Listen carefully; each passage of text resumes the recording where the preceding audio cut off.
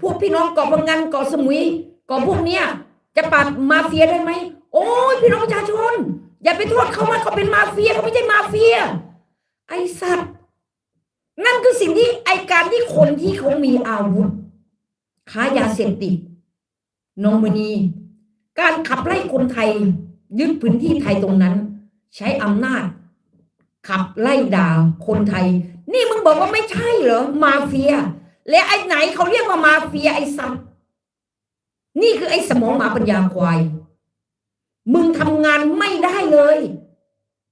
มึงไม่มีไหวพริบที่จะเป็นนายกที่ดี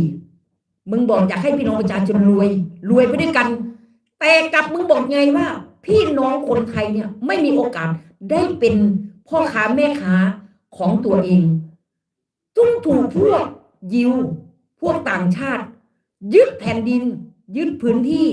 ยึดอาชีพเป็นพ่อค้าหาแดก